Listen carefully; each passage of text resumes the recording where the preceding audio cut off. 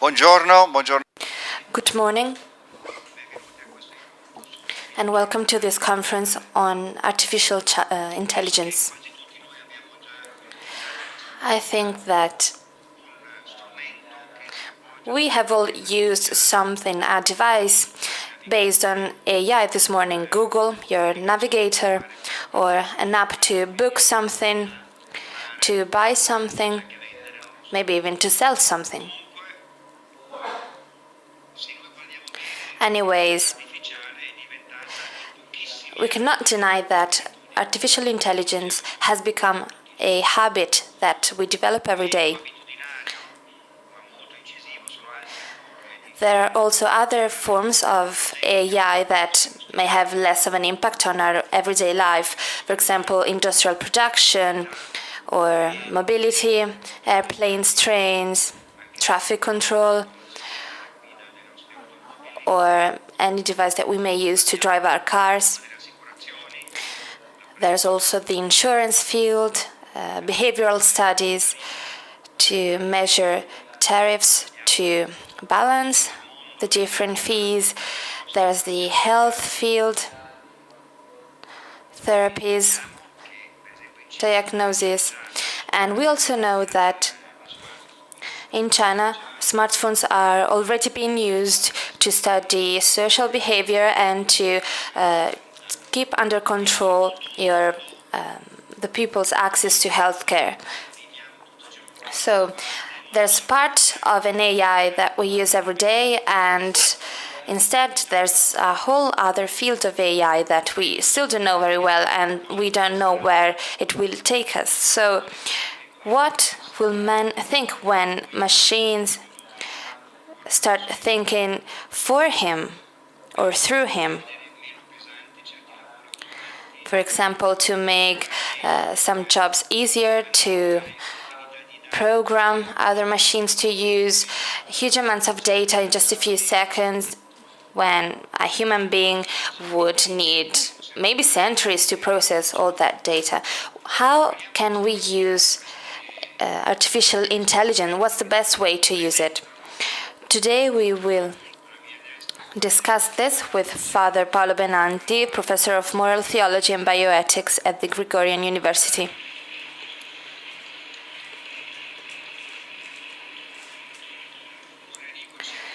Enrico Cereda, President and CEO of IBM Italy.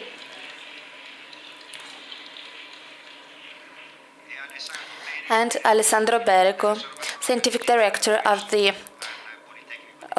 Innovation Observatory at the Technical University at Milan.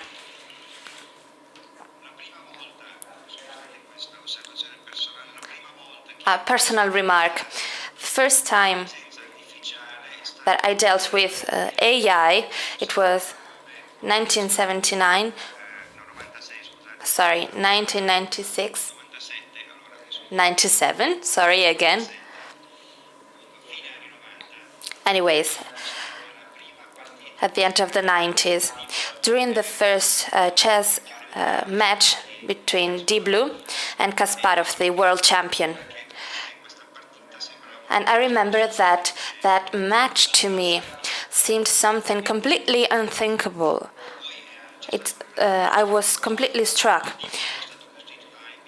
The Deep Blue computer had been built by IBM, one of the most avant-garde businesses in the AI field. Now there's a system called Watson, the media are often talking about, which is maybe one of the most developed systems in the AI field. So let's start with Enrico Cereda. What does a business like yours do in the field of AI development? First of all, thank you very much, and thank you to all of you for being here. Thank you to the meeting for inviting me here. This conference is fundamental for me because I've always been an outsider of the meeting, actually, and so I had never been here, and instead being here today with you, it's an honor for me and for my company, and also it's an honor to talk about this field. Artificial intelligence over the last couple of years is quite a topical issue. Politicians, media, economists are talking about it, and it does impact our job. It does impact our ethics and our morals. But we also have Mr. Benanti, who will definitely touch upon these issues. So my goal today is to talk about the state of the art of AI, of what AI can do today, and what we expect from AI in the future. We see the positive impact it had on our life. We as ABM often say AI as augmented intelligence, not as artificial intelligence, because it has to support man. Man has always been at the center of any revolution, and any kind of artificial intelligence should support human beings. There's a clip that shows our notion of augmented intelligence, and I would like to show it to you.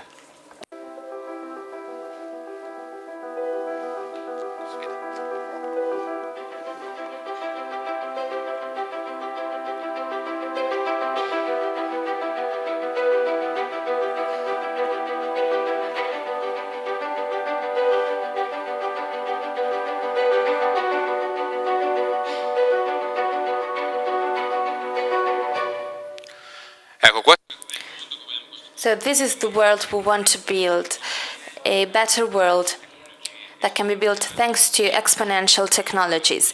Such technologies should support human activities.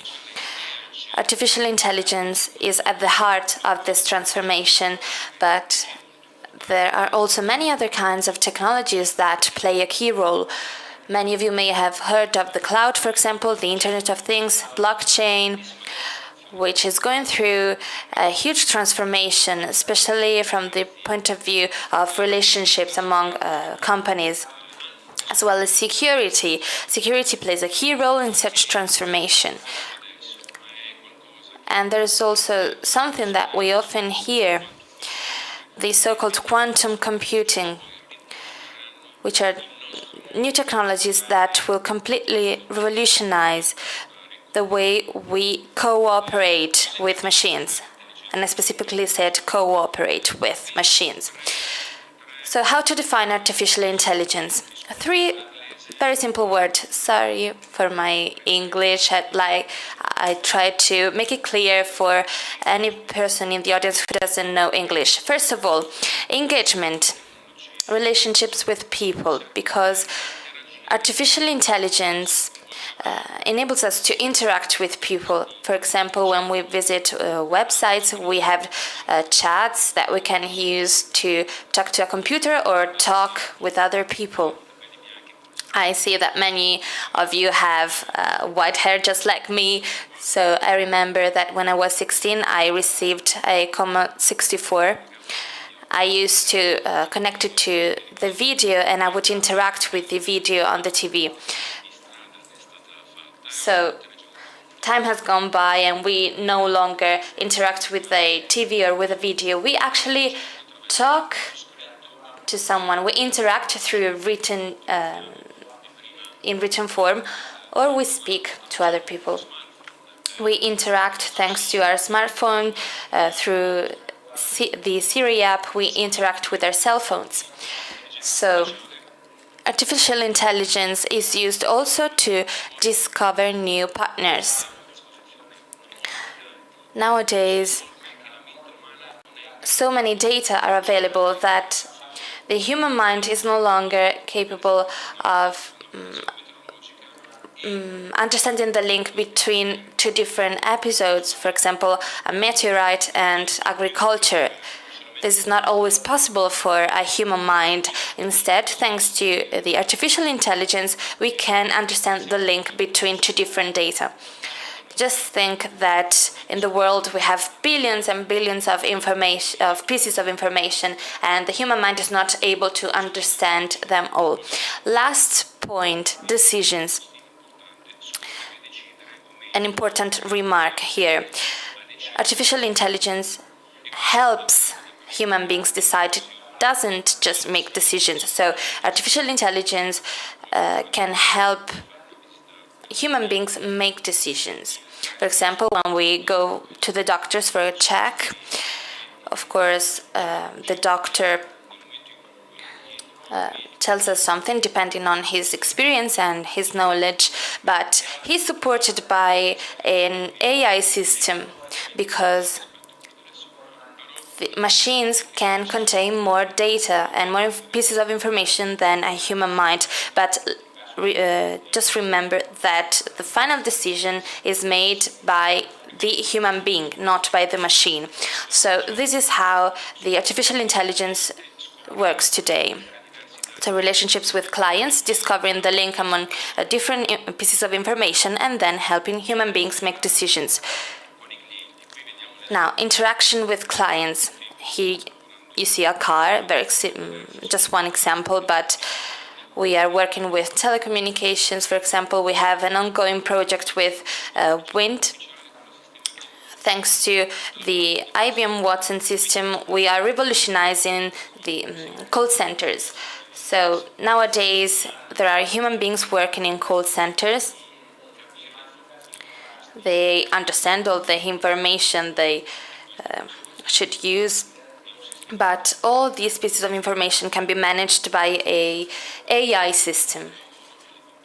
So artificial intelligence can be used at the workplace.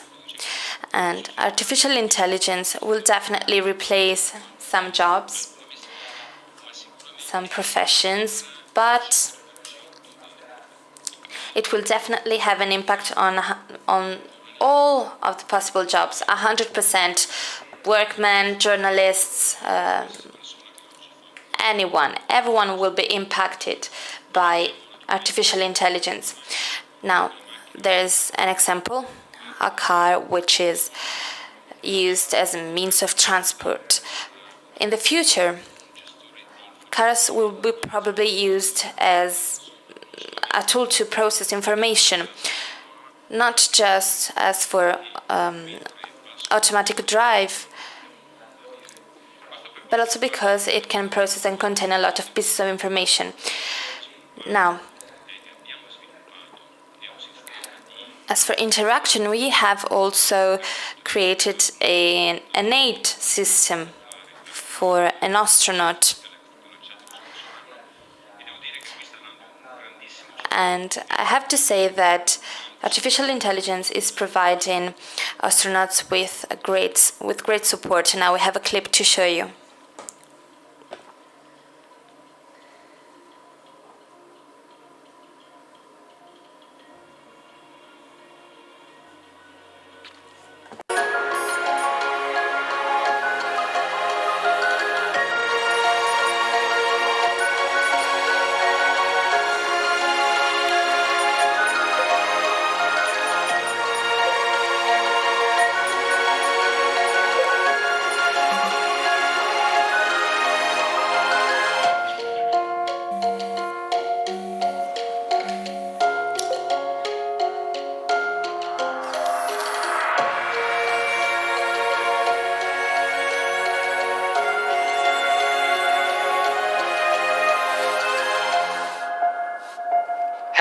I am your space companion.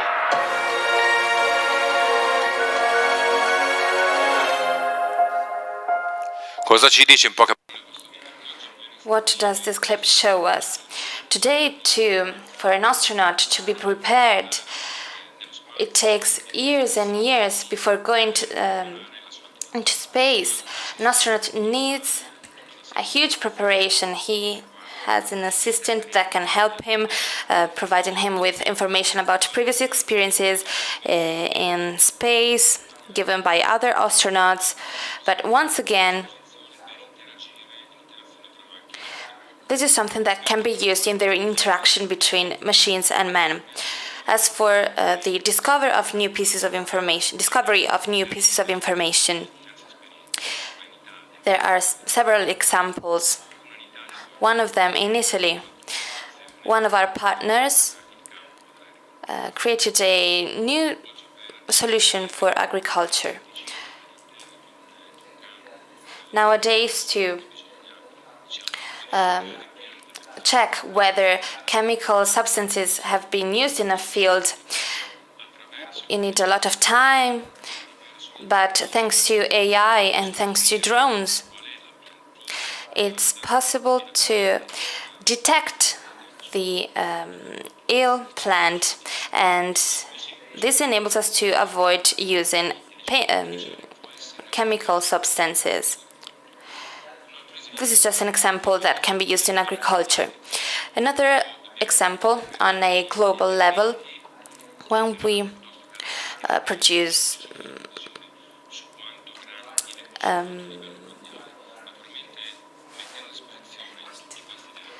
anything, we can use, for example, wheat. We need to know how much of it is needed, how much of it will be consumed. Now, thanks to AI, we can put all these data together and decide how much wheat to produce, for example, how much of it needs to be sold, and so on. Third point, decisions. As I've said, AI supports human beings in making decisions. As I was saying, the healthcare field is a field where AI can be of great support. And, for example, there are microscopic particles that can be absorbed by the human body instead of making a lot of carrying out a lot of checks. And thanks to this system, we can check how we are, the state of our health. This just to show how useful for human beings and for our health AI can be. Now, I believe that here the word augmented is fundamental because it needs to be something that supports human beings.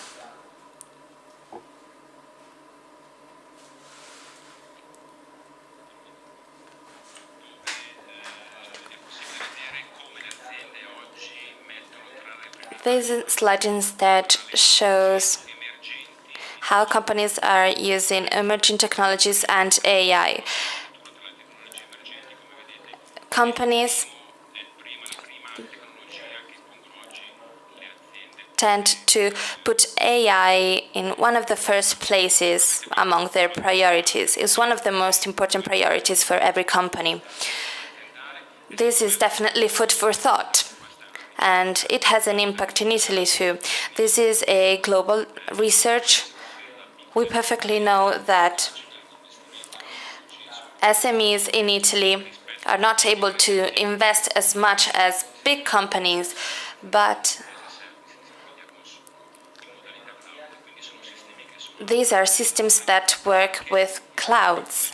So they are available for SMEs as well, not only for big companies. So why are we talking about AI now? Because we are in a transitional phase from hype to reality. There are three main factors, three main reasons why we constantly talk about AI now. First of all, explosion of data across economies. We have more and more data available. Nowadays we deal with structured data, for example, numbers, figures, and texts. But we also have non-structured data, for example, pictures, videos, photos, anything that can be detected by a calculator. These data will be used more and more often by calculators, by machines. For example, the Internet of Things will make more and more data available for us, and a human brain cannot process all of these pieces of information, so this is why we need machines. Also, we have advances in neural networks and deep learning. And lastly, major increase in storage computing power and internet access. A few years ago, I had the so-called floppy disk with the IBM XD. Now the capacity of my iPhone is just cannot be compared to the one of the floppy disk. So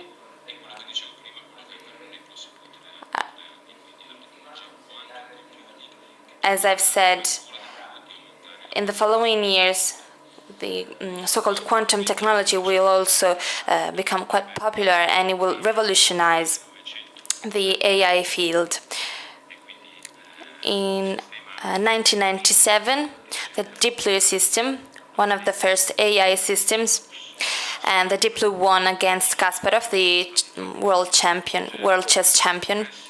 Then progress has been made. In 2011, we took part in Jeopardy, which is a quiz in the US.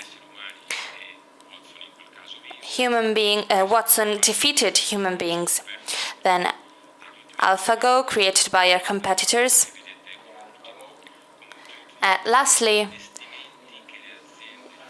here you can see the future investments in AI by companies. So more than 230 billions of dollars.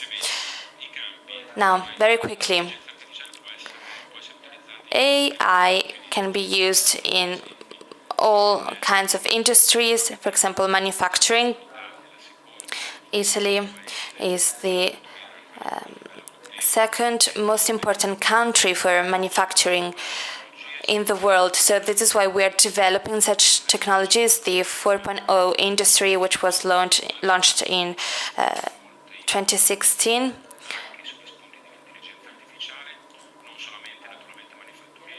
But not only manufacturing, there's marketing too, or supply chains and supply chain management. Supply chain management is becoming more and more efficient now. We have started a partnership with Merckx to work together in the field of blockchains and AI, and we have optimized the bureaucratic costs of shippings, and we are developing it here in Italy too. Now, financial services.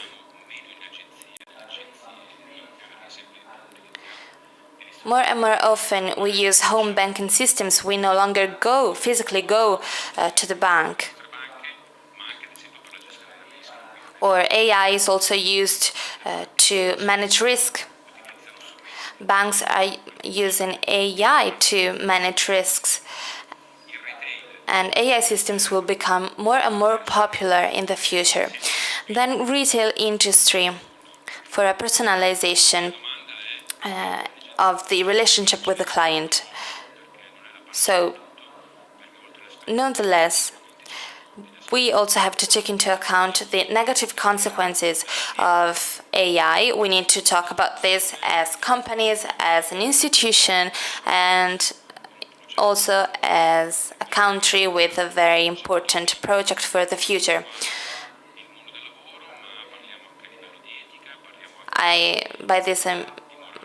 This involves ethics, morals, not only politics. So, over the course of the last few years, we've developed a few key principles. In 2017, we focused on an ethical point, because now a very topical issue is the ownership of data.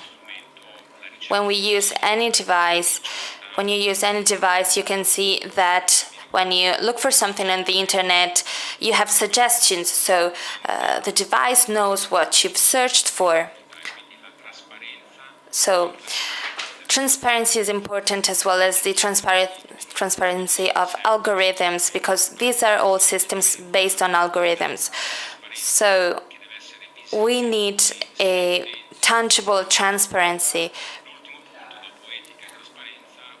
And so I've mentioned ethics, transparency, and then skills in the workplace. I've already said that unfortunately some jobs will be replaced by AI, but there's a set of skills and of new jobs that will be created thanks to AI. The previous industrial revolutions have always led to positive consequences, have always created new jobs. So now we're going through the fourth industrial revolution, and all the changes are happening very quickly. The first industrial revolutions took years and years to lead to concrete results. Instead, the consequences of the digital revolutions will be very quick. So we need to focus on the issue of the loss of jobs too. Now, just a couple more slides. To conclude, we need to create empathy between men and machines, because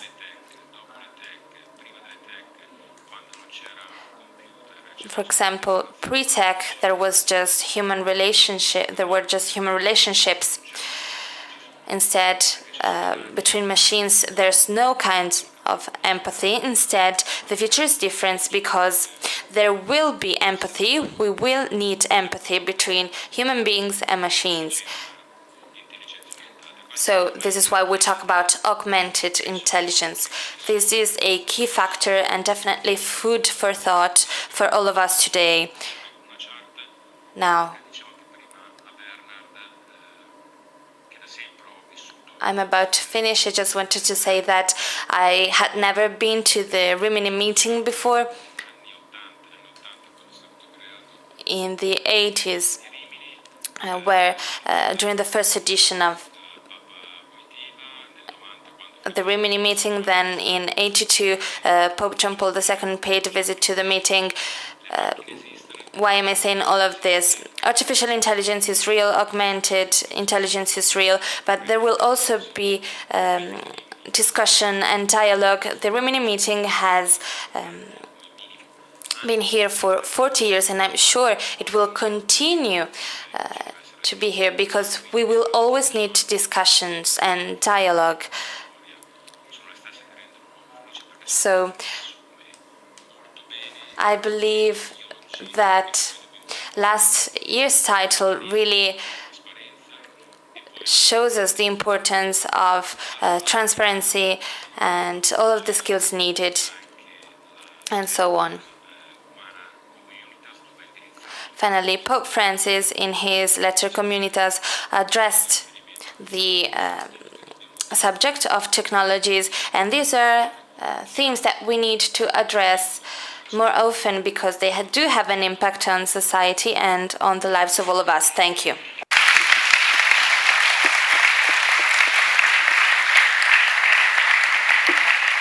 Grazie. Thank you, Enrico, for this overview. Really interesting. It was very provoking. I'm starting from your last observation. So, the impact of artificial intelligence in the work field. You know, there is an American magazine that every day publishes the first 500 companies. Since 2000 to today, 50% of this list are don't exist anymore. They failed because of the AI, either because they couldn't apply that, or because their action field has been changed. They have been substituted by lots of more companies. So the question to Alessandro Perego is, what impact does this artificial intelligence on the work field?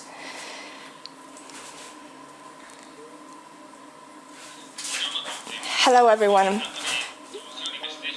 I will present myself so you understand who I am. I'm professor of the Politecnico University of Milan.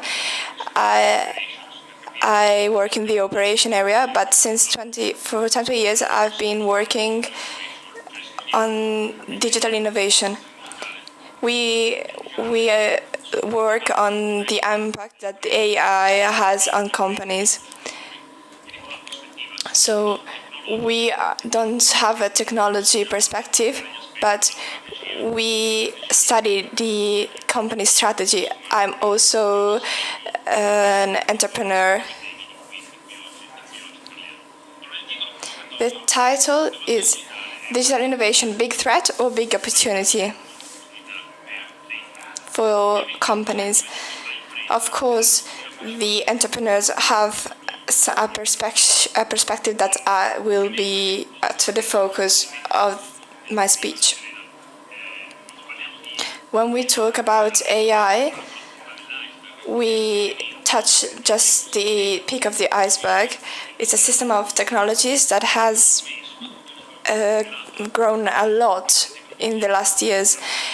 These technologies have an impact that have a very big impact, and they cooperate.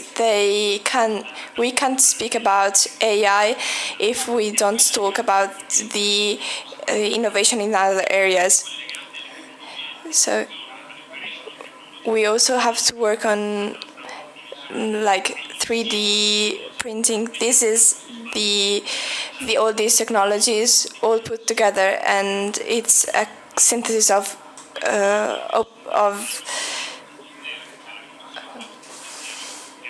okay. This evolution 4.0 is all these technologies put together.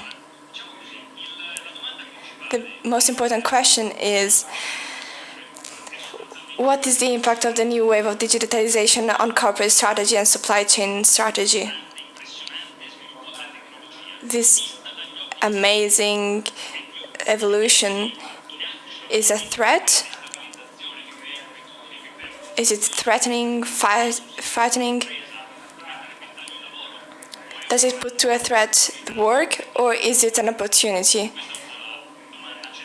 This is the core question.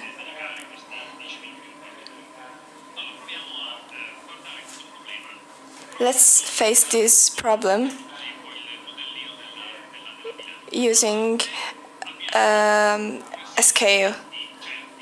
We have some effects that are certain. So the new digital trends affect the business environment.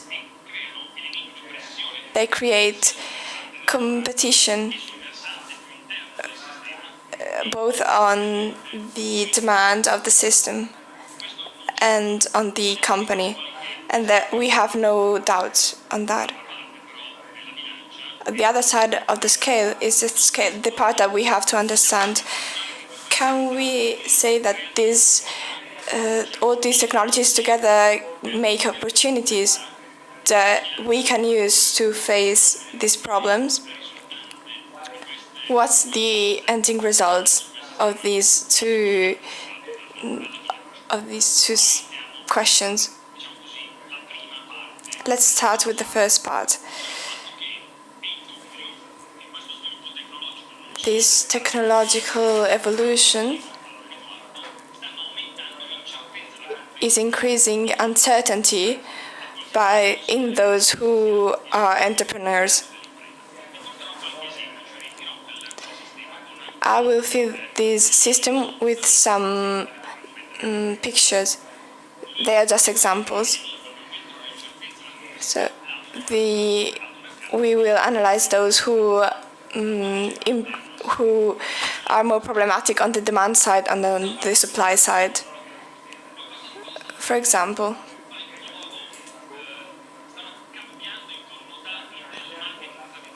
the marketing connotation, the sectors are becoming more problematic. So this sector division is changing, is ever changing. When you use a car, is it a means of transport or is it an entertainment product?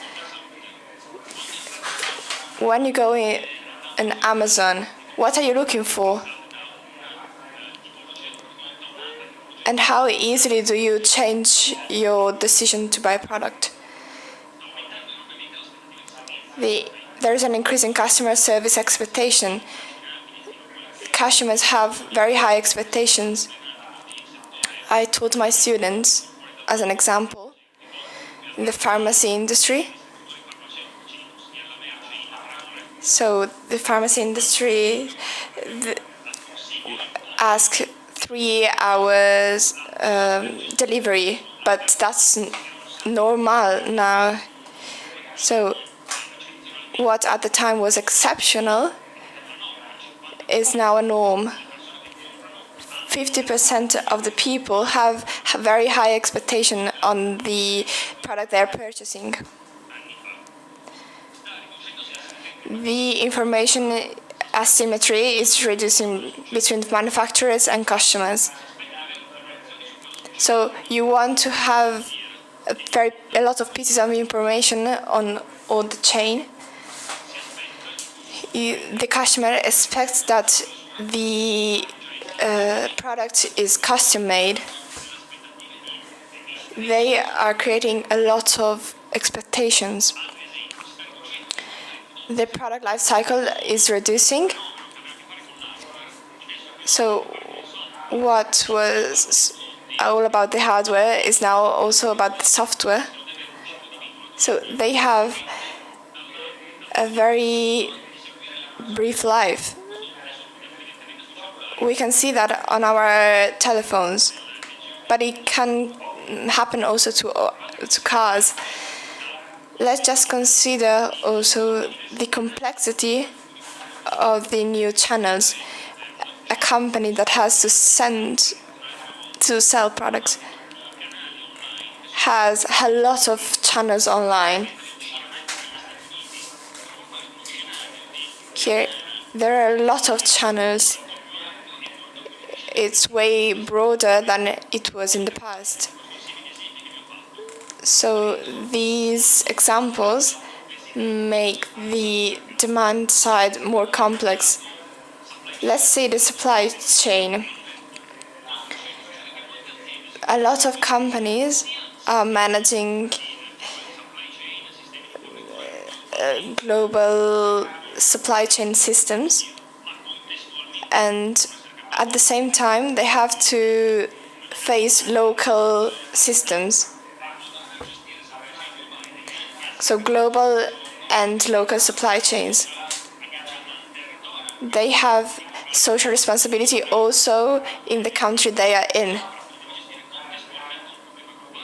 So both a global and local problem. Let's see just the way products are made. Let's think 3D printing, how they can change the whole processes. Let's imagine a company that produces pieces of cars. At the end of the producing cycle,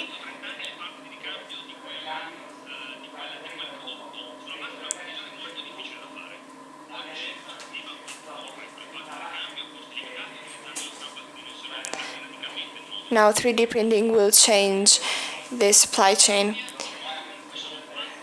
They change the different bills of materials. They have, for example, some glasses. Glasses have a chip that can be used to follow the whole story of the glasses. So it all changes, and then the competition increases, the competition from everywhere. Let's think about the car sector. they are now fighting against big tech.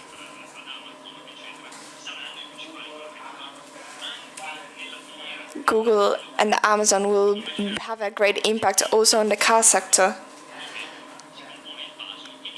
So here, let's see now how the complexity and uncertainty increases. It's so strong, and we have to bear that in mind. But that being said, are there also opportunities to manage this complexity? Otherwise, it's a lost game. From this perspective, where are we searching these opportunities when uncertainty increases? What are the most important strategies that companies have to face? Let's take an example. In a high uncertainty moment, let's see the bottom right.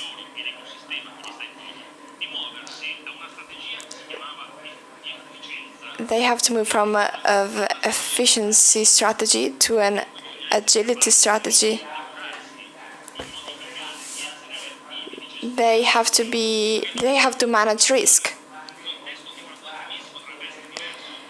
They don't have to just fix a problem that they have and that in 2 months' time could be gone. So how could we search a solution? Let's take examples for responsiveness, flexibility, risk management, and visibility. Let's start from reactivity. These are just examples. We have so many pieces of information that we couldn't even imagine since a few years ago.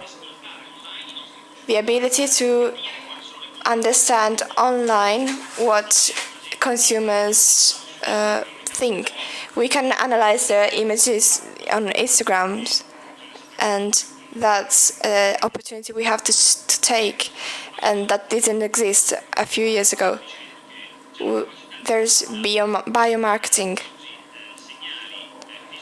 We can use physiological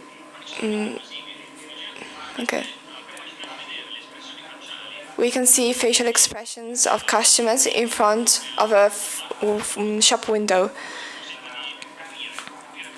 And that allows us to understand what a shop window, whether it's good or not. We are talking about AI also to take other opportunities that we couldn't take a few years ago. And that's very, very important. Let's just think about how improving the demand sector is good for in the food sectors to eliminate waste. And we can make custom-made products. For example, 3D scanning, how important that is in the clothing sector. So it's a very great opportunity so that responsiveness is becoming easier. And then let's go to visibility. So we can use control towers. They allow us to have each part of the system under control. We can have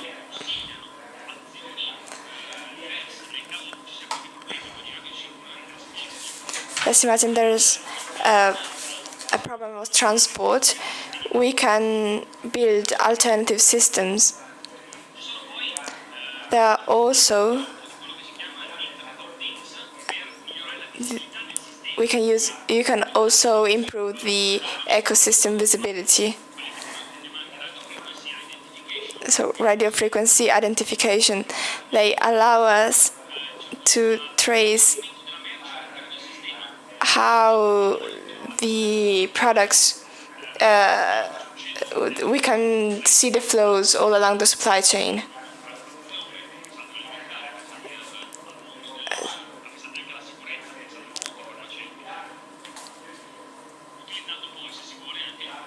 We can use also blockchain, so we can use a database that cannot be modified.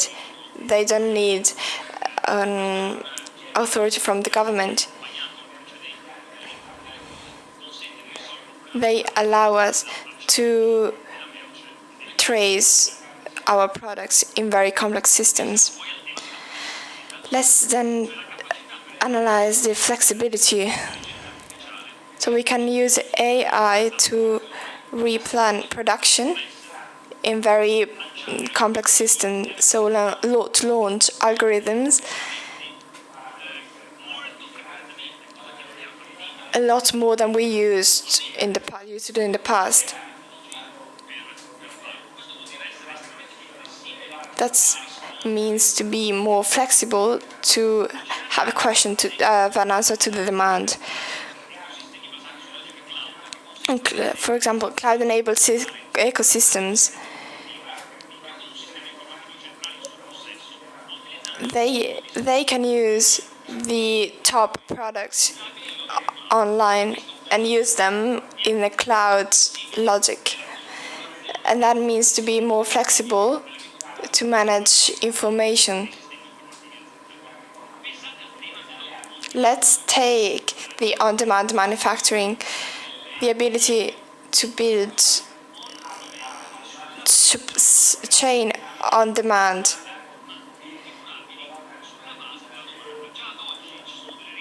Also today, we have a chain of laboratories that work with this system. And last, there are instruments that allow us to estimate what their implication will be. When I design a product, I want to know what impact it will have on the production. And that reduces risk linked to mistakes in the planning. So we can take under control not only the finance of our company, but also of the entire ecosystem. Let's take the food sector. When they plant a tree, until they see the results, it takes years, months, and they have a lot of economical problems So understanding the entire supply chain is very, very important. Let's take the blockchain for global trade. They allow us to manage all the exchange of documents that are the supply chains globally. So there are thousands of documents that are exchanged, and that's a very less expensive way to manage all these pieces of information. We could use also other examples, but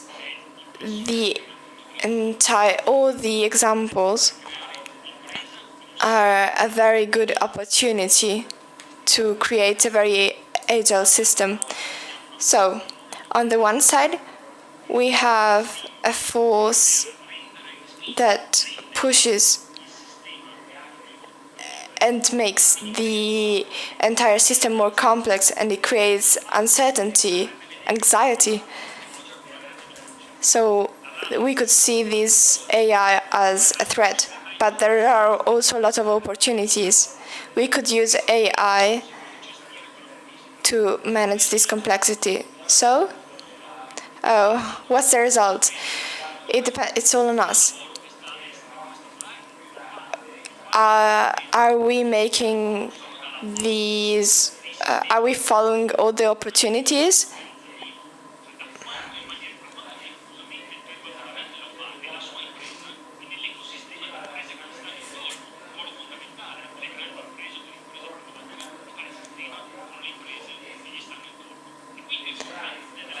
So the result of all these forces is not abstract. It's all on our decision on whether we want to invest or not in these forces.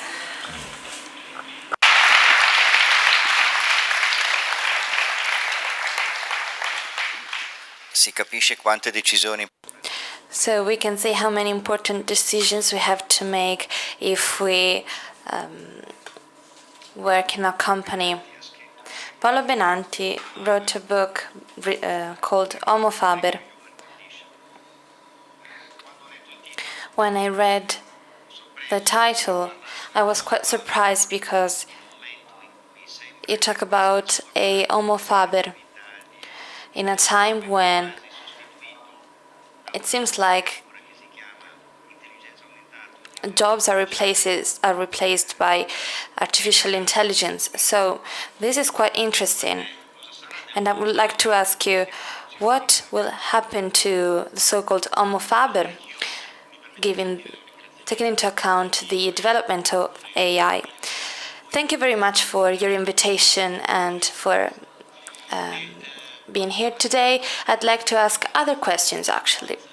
When we talk about the so-called Homo Faber, we mean a certain kind of consciousness because we are mammals, but we are unique.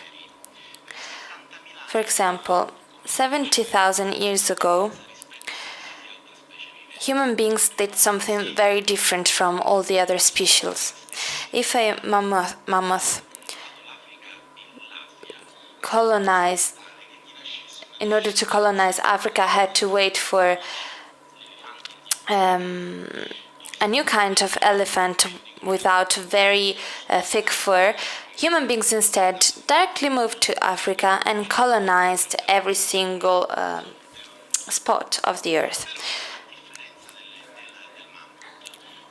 No, but we didn't have to wait for a particularly hairy kind of human being to colonize Siberia, for example. Actually, we wore the mammoth's fur, so all the other species have specific skills in their DNA, and we do have skills too, but we have them thanks to the so-called technological artifact. As human beings, we convey skills about us and about the world, knowledge about the world, to the following generations through artifacts, for example, books, institutions, or the Rimini meeting, whereas animals do it through their DNA. So this is why looking at technological artifacts means looking at our understanding of the world. But what about today? What kinds of artifacts do we have today? What's our condition? Well, I think men are going through a very hard time. I saw the show Galileo's Life by Bertolt Brecht, and there's one scene that really struck me where when Galileo is on the stage in front of a philosopher, he sees a radical change when he uses his telescope. And the only thing he has to say is, please look at the world through this tool. Look. So this is why this change of era is not something new in human history.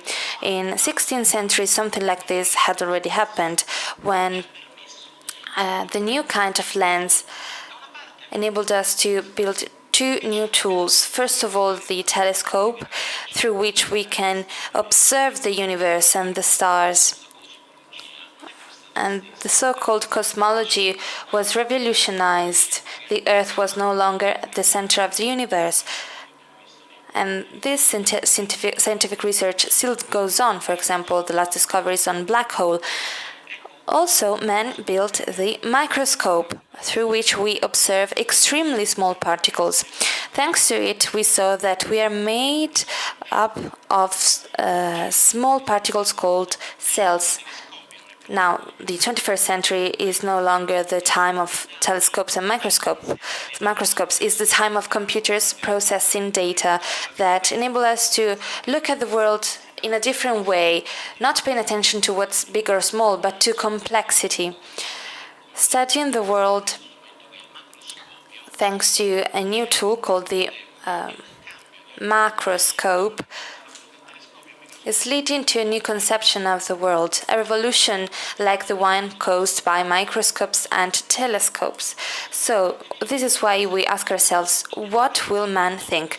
Well, to answer this question, we have to understand that this tool is changing the way man conceives reality. Just a couple of very simple examples. For example, in the past, men may have had other kinds of questions. For example,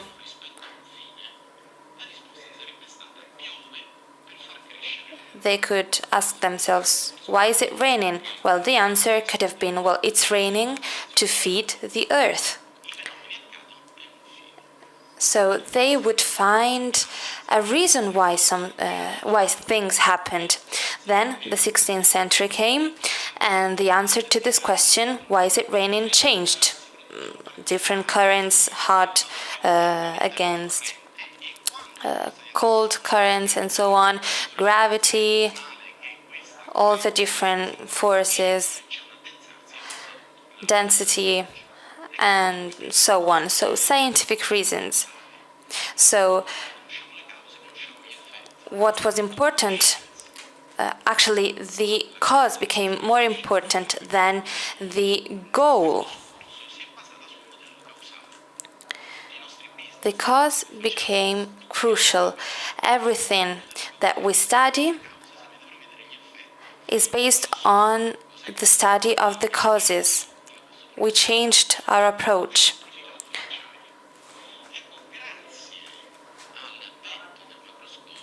Thanks to this new tool called macroscope, we changed the way we explain things. So now there's even another different answer. So the answer to this becomes, it rains where we open our umbrellas. We no longer need to know the causes to control reality with technology and to dominate reality. This is what happens when you use your smartphone or your navigator to go somewhere. Your navigator tells you, here you'll find traffic, not because it knows the causes of traffic, but because it processes the data coming from all the smartphones, and where the smartphones are going slower, the navigator understands that there's traffic. So another way to see the world. This is why an artifact can lead to huge technical results. It can do it only if we are willing to make correlation more important than the causes.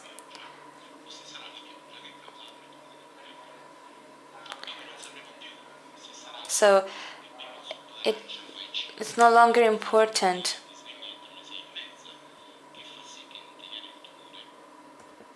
whether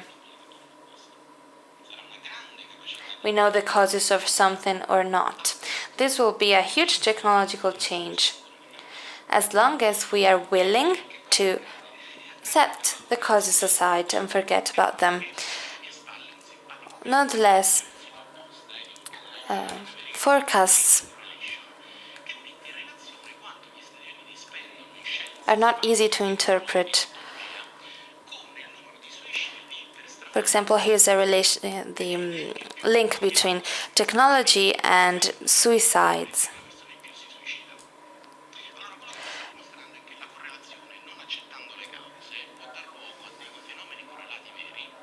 So, not all correlations are actually right because, for example, here you see Japanese passenger cars sold in the US and suicides by crashing of motor vehicle. It would look like they are correlated in this graph. So, for example, if the more Japanese cars are sold in the US, then more people crash with their car, but this is not a real correlation, of course. So,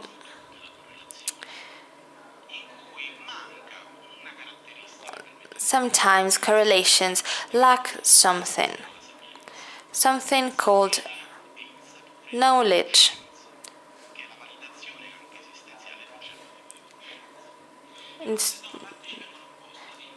Because this is fundamental. So on the one hand, sometimes we are able to control reality.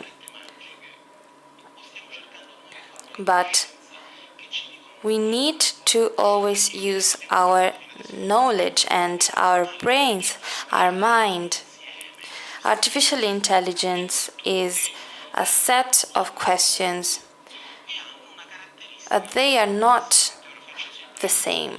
They are different from one another. On the left here, you see the techniques a machine learning system can use. Even the so-called tree of decisions, which is the one your GPS system uses when it tells you to turn left or right, depending on what's the quickest way to get somewhere. Or other systems like AlphaGo, which defeated human beings. Now,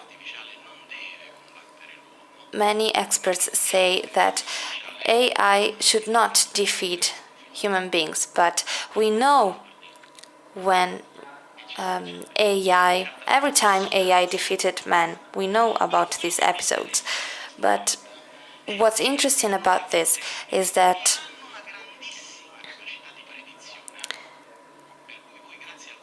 we do have techniques that are extremely powerful. For example,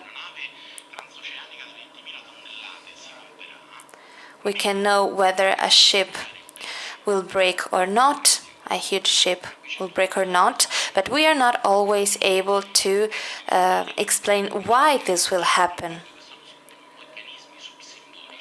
These are so-called sub-symbolic mechanisms. So you don't find a specific reasoning, just layers of data. I was talking about this with Massimo Chiriatti too, and we find this issue very interesting. Even the ones working in the AI business have this question, share this question. How does man feel about this? We are able to make very precise forecasts, and it's great for our businesses to produce turbines, for example. But we've also realized that we can use such algorithms to study people too. And when such algorithms are applied to human behavior and to our choices, they can not only can they understand our future behavior, but they can also orient our choices. They can also understand what we will buy, what we will need.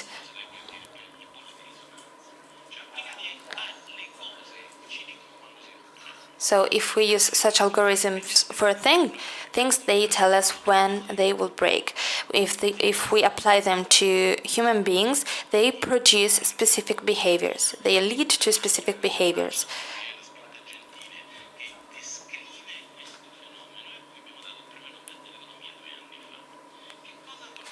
So what does it mean to apply all of this to our social context?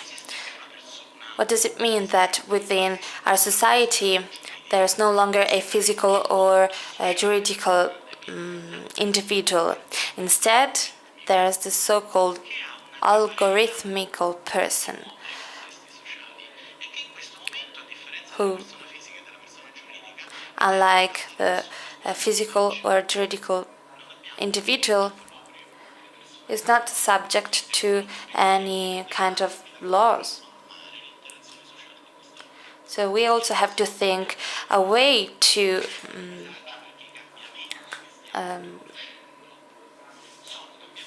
new rules to make for these algorithms. This is changing the way we see ourselves, the way we see reality, and our social relationships. So here another question arises. What's the approach behind this conception of life, which is the fruit of artificial intelligence? Well, I study theology, so I can only have this kind of perspective. I believe that reality is no longer based on absolute criteria, like when we used to look for the goal. It is no longer based on the causes. Instead, our conception of reality stems from beliefs coming from data, because data now explain reality. And now I cannot go into detail about this, about the difference between data and piece of information, because not all data are pieces of information. Our technical capacity is so advanced that we've almost forgotten about philosophy.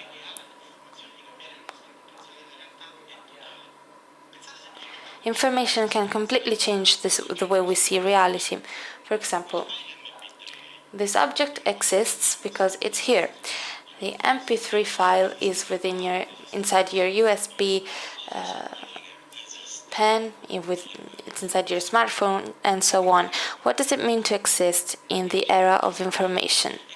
And so on. So a new way to see reality and to understand reality, which has very little to do with philosophy. And when we forget about philosophy, we go back to the myth or to a religious approach.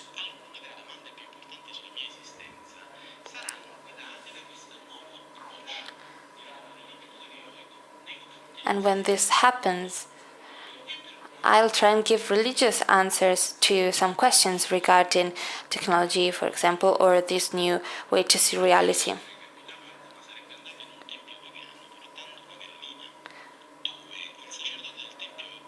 Maybe in ancient Rome, someone like me would have gone to a temple, bringing a chicken for the god to have answers. Then a few years later, the answer to the question, who am I supposed to marry, would have been, well, follow your heart.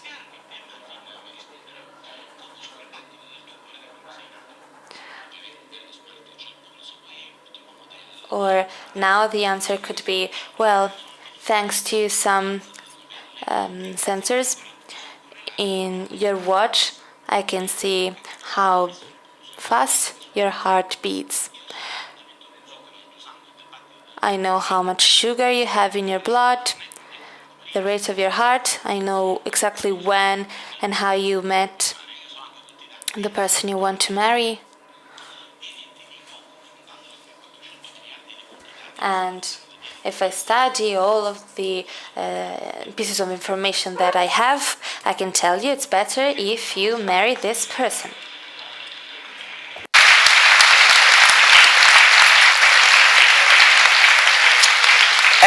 Penseremo una cosa, che non è la prima volta, vi dicevo le viscere del pollo So, answers have changed. We built the pantheon, we had the god of war, god of love, the god of trade. Now this pantheon is within your smartphone because you have the trade app, you have the love app, you have the war app. So, new realities. And we use a religious approach to find answers. We use oracles. I found a passage from Heraclitus about nature, fragment number 93. Sorry, I have to show off a little. The oracle says, "Who's in Delphi doesn't speak, nor does he talk."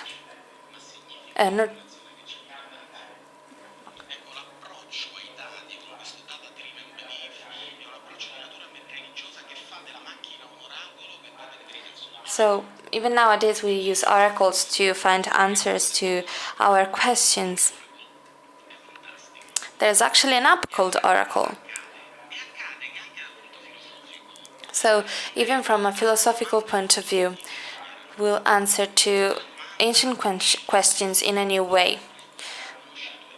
For example, instead of know yourself, we should now say know your data, because this will tell us the truth about you. Yes, we are changing. The answers, we no longer need just a technical approach.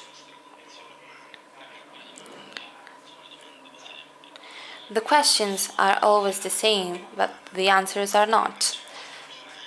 We almost regard machines as divine, and this changes the way we see human beings. I have colleagues, let's put it this way. They are revolutionist psychologists who believe that the oracle of AI shows us an absolute truth because it works thanks to algorithms. But then feelings and emotions could even be just algorithms. Let's take this chimp, for example, this monkey,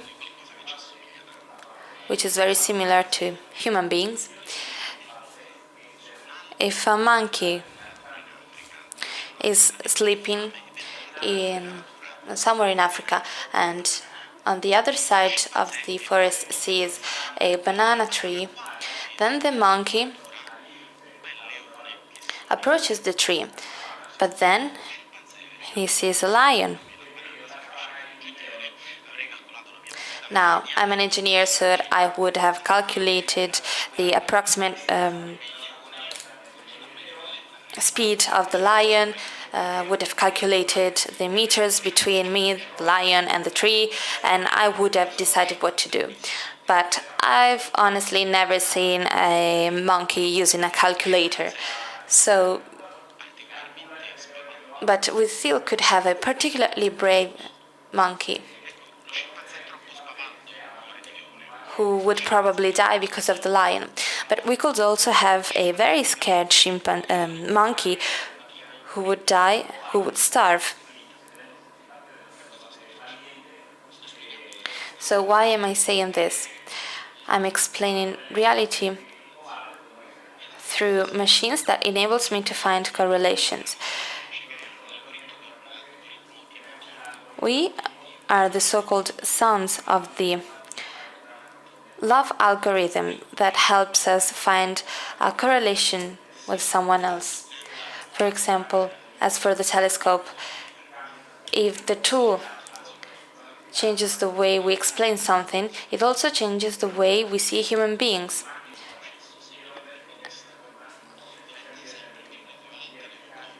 And this is why sometimes now we regard man as just a set of algorithms, a set of formulas. And then where's the difference between human action and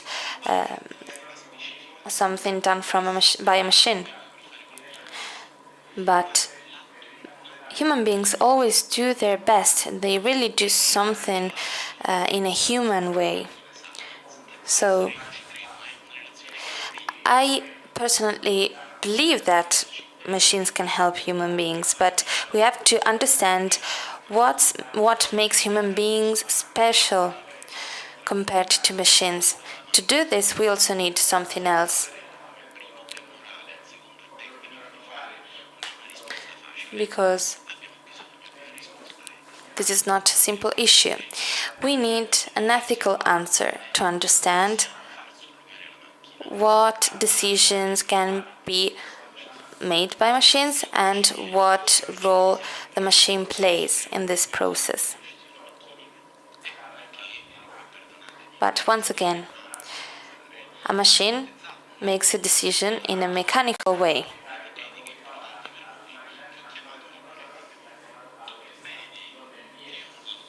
So I made up the word algorithmics. So we don't only need a philosophical approach, we only need an ethical approach.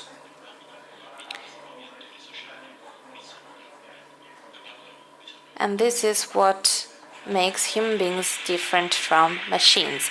We need, once again, to discover why. Why is fundamental. Thank you.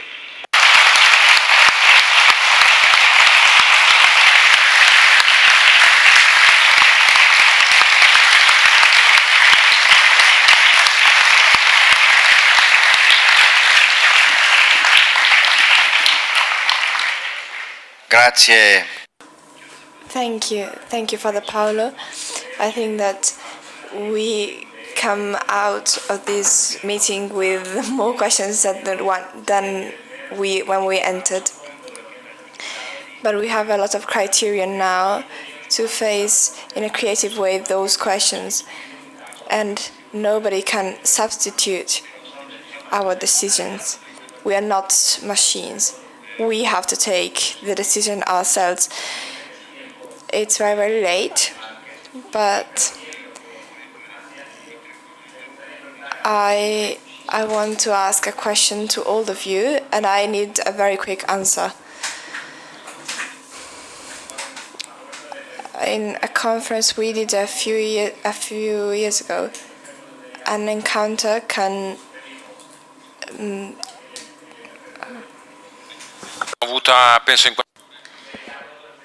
Well, I think we've heard about the digital transformation, which is fundamental. Deve essere un tema che l'amministratore delegato, il board, il CDA delle aziende tale sul proseguimento dell'azienda. Voglio dire, non ci sono opzioni per quanto riguarda la digital transformation, a mio There are no options as for digital transformation. It's something that needs to be faced. There is also the ethical aspect involved and so on, but this is not something that can be neglected. It needs to be addressed by CEOs and companies. Alessandro. Now, from your speech, with your speech, you showed us that we all need new mental approaches, a new mindset, even when we use our smartphones or any device. Can you tell us something about the use of such devices in our personal life or in economics, for example, in our economy? Well, I believe that first of all we need courage, because hard times need to be faced with courage, otherwise we cannot win this game. Secondly, we need awareness in order not to become victims. and not to leave decisions to just a few people. If we want a democratization of such process, and in order to do this, we need knowledge and awareness. Otherwise, it's basically impossible to play a fair game in the right direction and to go in the right direction. So, bravery and knowledge.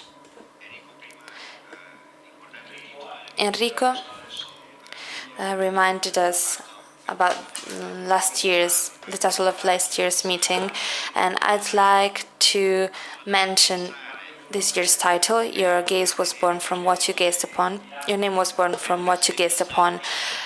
What should we do in order not to forget about our name? What should we do to make the most of this technological revolution? What should we look at? Well, the most important issue now is the one of humanity, because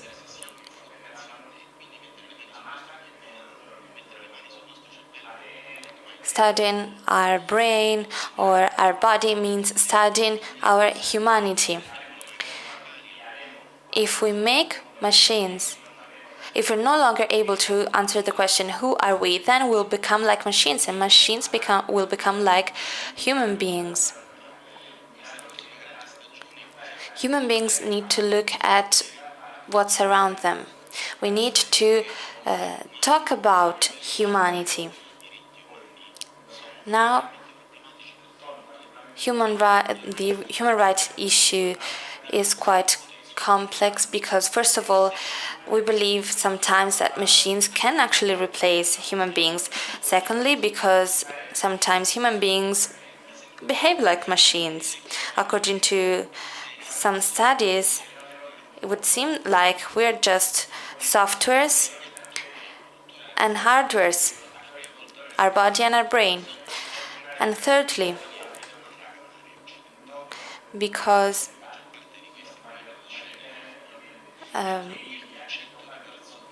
many discoveries actually come from China and India, not from the Western world.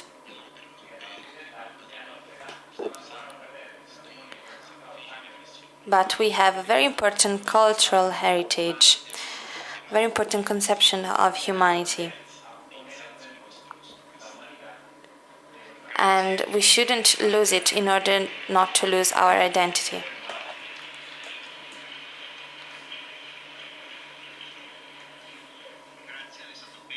Thank you, Alessandro, Paolo, Benanti, and Enrico Cereda. I hope this conference helped you understand these subjects, and I hope these speeches will help you in your